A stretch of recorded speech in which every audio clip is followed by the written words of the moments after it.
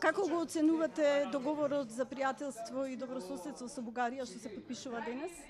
Крайно време беше. Единственото, което мога да кажа, крайно време беше. Има ли некои резерви во јавноста околу договорот? Дали има некој што се противи или што смета дека на некој начин е нереципроцитетен? Има някакви,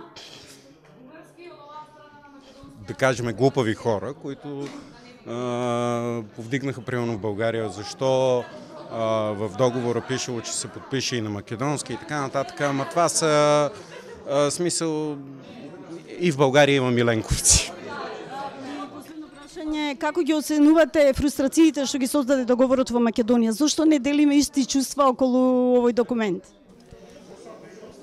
Това са си ваши вътрешни борби, които нямат нищо общо с договора. Нито ако се върне Груевски на власт, вярвам, че ще го отмени. Аз съм присъствал на преговори, когато и той е преговарял по него.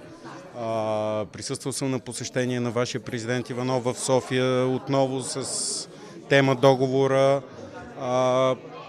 Плюс това, този документ, реално, ако сме честни, вътре не пише нищо. Но дава една добра основа да се спре с взаимните нападки и в крайна сметка си живееме тихо и кротко и това е.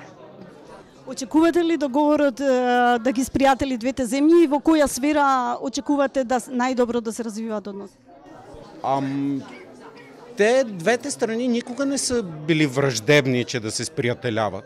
Мисля, аз имам много приятели македонци, които не сме имали проблеми с това, че има или няма договор.